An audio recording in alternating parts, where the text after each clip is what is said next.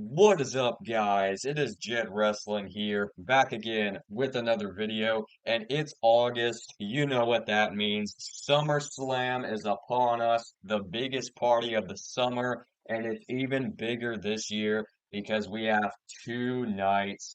Night one is taking place tonight on Saturday, and then night two is taking place tomorrow on Sunday. I'm very excited for this show. Kind of like I mentioned in my Q&A video, it's a lot of rematches just with some more stipulation attached to them. But at the same time, there's also some fresh new matches, and there's also a lot of stuff to dissect that I think could happen. Starting off first with the night two main event. Yes, it's kind of gonna my order here is kind of gonna be whack. I'm sorry, but the night two main event: Cody Rhodes versus John Cena. So last night on SmackDown, if you saw it, John Cena and Cody Rhodes were in the opening segment, and John Cena was like, Cody, when you made me sign the contract, you made me sign up for a fight. You made me realize who I really am. I am John Cena. So I guess he turned face again. So it's going to be face John Cena versus Cody Rhodes. Now, one of two things could be happening here because it's very weird for a main event street fight in the main event of a huge pay-per-view taking place with two baby faces, especially for the WWE Championship. That's just kind of weird to me. There's one of two things that I think could happen.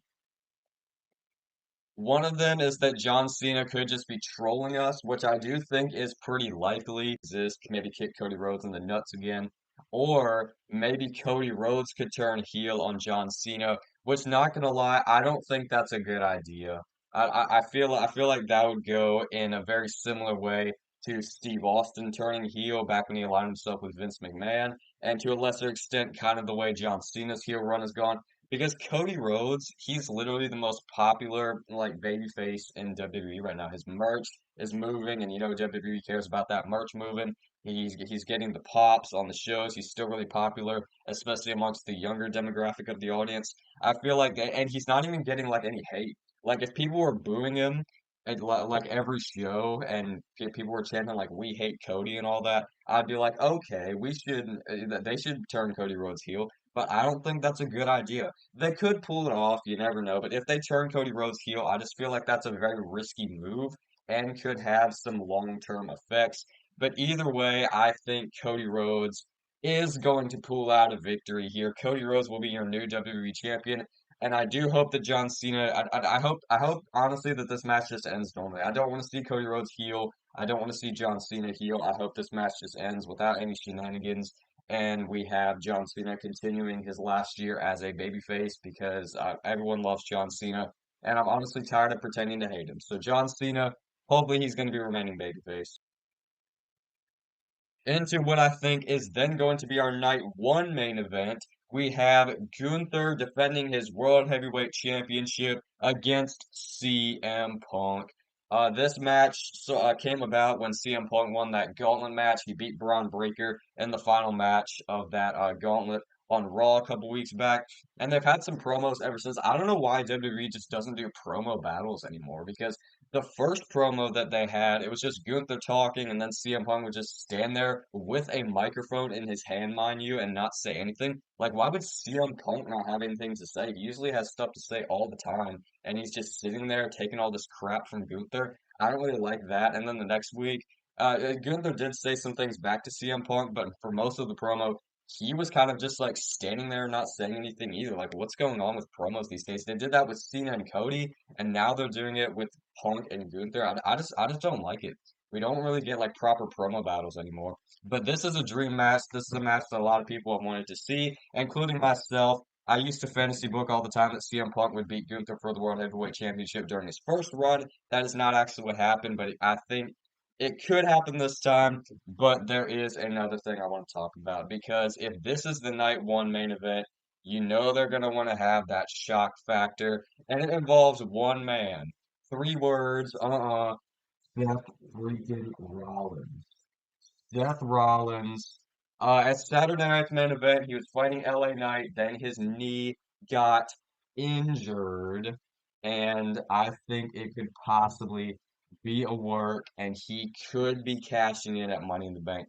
My, I will believe that more if this match does indeed happen in the main event. because they haven't actually announced what will be the night one main event yet, to my knowledge. It's either going to be the Roman Reigns and Jey Uso tag team match or this. If it's this, then I would definitely think Seth Rollins would more than likely cash in just for that shock factor. Because why would you want to put like a shocking moment like this in the opening match or like right before the main event or something? Like that's just not logical. I think Seth Rollins. I think Seth Rollins is cashing in. My final prediction is Seth Rollins. If he doesn't cash in, I'm gonna feel really stupid, but I think he's cashing in. I think he's leaving SummerSlam with a perfectly working knee and the World Heavyweight Championship. Mysterio defending his Intercontinental Championship against AJ Styles. Dude, the build for this match has been hilarious. You have AJ Styles absolutely stalking Dominic Mysterio. He's been portrayed as a janitor. He's been stalking him backstage in the Judgment Day clubhouse. He was portrayed as a doctor, gave Dominic some CPR during a tag team match, and the reason why he was doing all that is because Dominic supposedly had a doctor's note that he was injured, which is why this match couldn't take place at Night of Champions. So now that he is cleared because AJ Styles was stalking him and all that, now that he's cleared, he is going to be having this match at SummerSlam. I sincerely hope that the phenomenal AJ Styles wins the Intercontinental Championship. It only makes sense.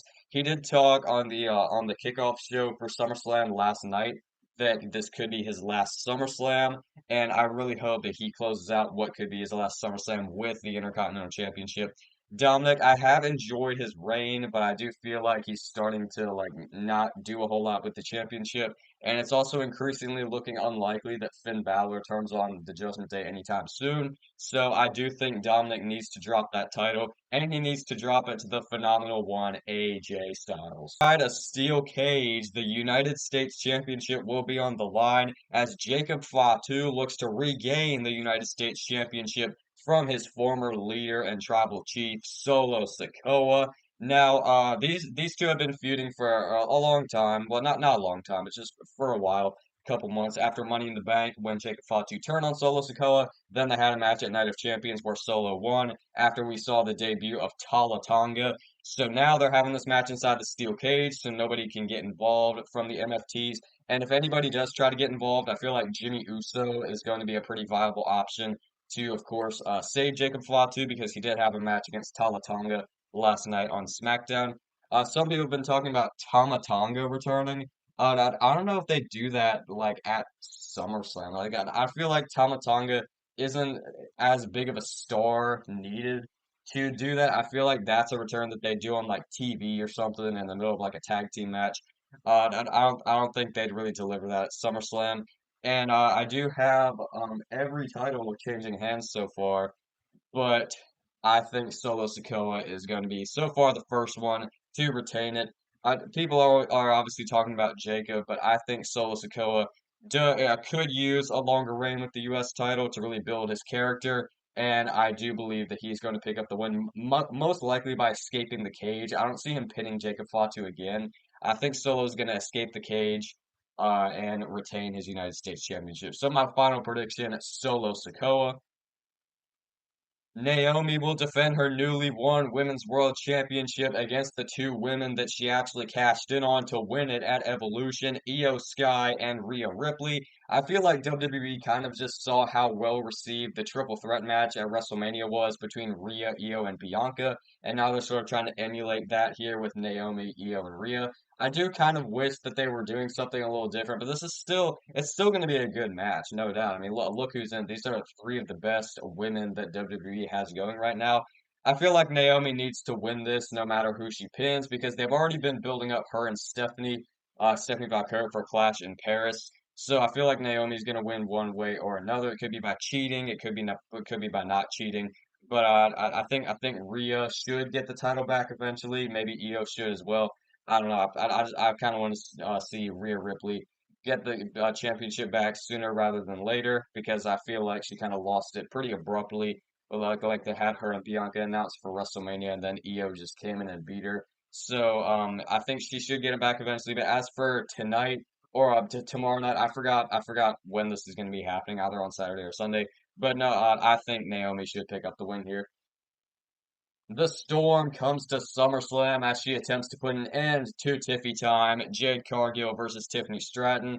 Th this match is going to be, I don't know, this it's going to be an okay match. It's certainly not going to steal the weekend. I feel like these are two very inexperienced women, if you know what I'm saying. I think both of them are good in their own right, but it's not exactly going to be Rhea Ripley versus Charlotte Flair from WrestleMania 39 or anything. But I'm still pretty decently hyped for this match. I think the build has been solid, and I overall think that Jade Cargill needs to pick up the win here. Honestly surprised they haven't put a singles title on her already, whether it be a mid-card championship or a world championship. But I think now is the time Jade Cargill is going to pick up the win, and she is going to end Tiffany Stratton's reign. Tiffany's reign has been going on for a while. She won it either December or January, I can't quite remember, but I think it's time for it to end. Jade Cargill will pick up the win and the title. It's Becky Lynch versus Lyra Valkyria for the Women's Intercontinental Championship. This is kind of a hard match to pick because I can see Becky Lynch winning, but at the same time, they've sort of been building Lyra up as this new heelish character, and I feel like she needs to go back after Bailey. Honestly, whoever wins this match, I see them going back after Bailey. But as for who wins this match, I do see it being, I don't know, man. I didn't really think about this before I started filming this video, but I'm just gonna go out on a limb and say my final prediction is Becky Lynch. She will retain her Women's Intercontinental Championship, and Lyra will never be able to challenge for the championship again as long as Becky Lynch is champion. All right, guys, I've been loving this new team of Alexa Bliss and Charlotte Flair. It's able to bring out the more fun side of Charlotte Flair, which we've never really seen before. And overall, I really like it, especially with Charlotte Flair's growing popularity due to her going on interviews and being more personable, being more relatable, and all that. I've always liked Charlotte Flair, but I feel like this is really escalating her popularity with the vast majority of the audience, especially having her team with someone as popular as Alexa Bliss. I overall like this team a lot, and they will be taking on Roxanne Perez and Raquel Rodriguez, the interim tag team champions, if you will, now that Liv Morgan's out, at SummerSlam. I really want to say that Alexa Bliss and Charlotte Flair could win this, but I feel like all signs are pointing to Roxanne and Raquel winning it instead, because after all, I'm pretty sure Liv Morgan's going to come back soon. And I think they'd want to do that story with the women's tag team championships involved, with her sort of maybe feuding with Roxanne a bit, maybe her being a little suspicious of Roxanne, especially after literally taking her spot as the women's tag team champion. I think that's a layer that should be added to that story. If Charlotte Flair and Alexa Bliss won, I would be happy. I just don't think it's likely. This is probably the match that I'm looking forward to most at SummerSlam, all right? It's TLC 6 teams on for the WWE Tag Team Championships. The Wyatt Six, DIY, Motor City Machine Guns, the Street Profits, Fraxium, and Andrade and Ray Phoenix. I just like to call them Andrade Ray. They're probably not going to name them that in real life, but this match is going to be absolutely awesome. I don't think there's ever been a 12-person TLC match or any sort of like 6-team ladder match. If I'm wrong, please correct me. But this match is going to be insanity, dude. I don't really know where they can go after this because this is like every tag team in the division, and whoever wins, they're gonna be like the most superior team. I don't really know who could challenge them then after that. Maybe Los Garza, maybe Pretty Deadly once they come back. But I don't know. I feel like this is kind of gonna hammer home who's the best tag team in the division. But I'm excited for it. Absolutely no doubt in my mind. This is gonna be awesome. There's a lot of viable options here as well. I was actually gonna pick Andrade. I do really want Motor City Machine Guns to win. I feel like they've kind of been wasted ever since they dropped the tag team championships. Like they peaked in their first couple weeks with WWE, and they had a solid tag team title run, but then DIY beat them, and they've never really been the same after that. But who do I think is gonna win? Probably the Wyatt Six. I mean, they just won the titles a couple weeks back, and I think it's a logical choice to have the Wyatt Six pick up the win because this is like, have they defended the titles already? I don't even think they've defended. Well, they might have. I think they had Andrade Ray. I'm sorry, I keep saying that dumb name, but they had Andrade and Ray Phoenix a couple weeks back on SmackDown, so they have at least defended them. But I think the Wyatt Six are going to retain here. How long has this feud been going on? Sami Zayn, Karrion Cross. This feud needs to end, dude. Like, I feel like this has been going on since before WrestleMania. Like, I feel like they were sort of teasing this around WrestleMania time, and now it's finally coming to a head here at SummerSlam, like 5 months after the original tease. Like, come on, dude. This feud has been going on for a long time. But Sami Zayn and Karrion Kross, they've had a couple matches. Sami Zayn won at Night of Champions. Karrion Kross won on Raw with a little bit of help from a lead pipe. And now they're having, I'm pretty sure this is a no disqualification match. I think they said that last night on SmackDown. But if it is a no disqualification match, I think Sami Zayn is going to pick up the win. He's finally going to put Karrion Kross behind him, like I thought was going to happen at Night of Champions. But then they decided to continue this feud a little bit. Sami Zayn, I like the storyline where he's driven mad. He wants to win a world championship, and he can't do that with Karrion Kross always breathing down his neck. So he has to eliminate Karrion Kross here at SummerSlam, which I think he will successfully do. What will Karrion Kross do after this? I'm not sure. Maybe move to a feud with someone like Jey Uso. I think that'd be pretty solid. But yeah, Sami Zayn's gonna win. It's going to be a pretty random tag team match. Randy Orton and Jelly Roll versus Drew McIntyre and Logan Paul. I like Jelly Roll as a musician. Do I think he should be taking up Randy Orton and Drew McIntyre's spot on SummerSlam? Not necessarily. I mean, he could be solid in the ring. You never know. I have seen him training a little bit, and he has gotten into really good shape. So you can tell that he is dedicated to making this work. Yeah, what I would have done with this match, I would have had Randy and Drew maybe have a singles match on this show, and then have Jelly Roll team up with someone like LA Knight to take on The Miz and Logan Paul. We almost had The Miz and Logan Paul teaming together because Drew McIntyre was stuck in England for a while, but then they flew like a private jet out or something to pick him up. But I feel like that would have been a better tag team match than this because The Miz and Logan Paul, at least they have like some prior history and like especially with LA Knight, he's feuded with The Miz a little bit, he's feuded with Logan Paul a little bit, and he's not even on this show. So I think that would have been a good use for all involved. But as for this match and what we're getting here, I feel like it's obvious that the babyface team is going to pick up the win. Randy Orton and Jelly Roll, whenever celebrities have matches, they usually do win their first match, and that is more than likely going to be the case here with Jelly Roll.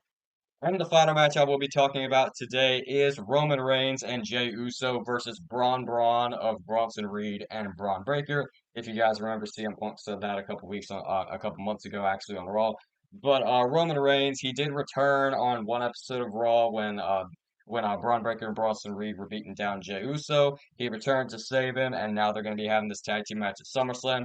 I think this. They said this is going to be on night one, and if it is, I think it's going to be the opener of night one. I don't see them putting this on in the main event over CM Punk and Gunther. This is going to be the opener, and Roman Reigns and Jey Uso are going to come out on top.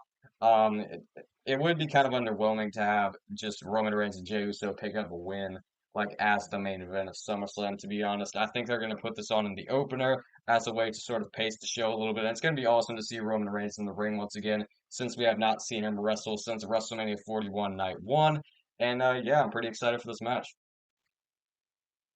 Those are my predictions for WWE SummerSlam Night 1 and 2. I hope you guys enjoy the show. I know I will. And I also sincerely hope that you guys enjoyed this video. Be sure to smash the like as well as subscribe to my YouTube channel and turn on notifications so you never miss a new video whenever I do post one. But yes, this has been Jed Wrestling. I'll see you guys at the SummerSlam review. Jed Wrestling out.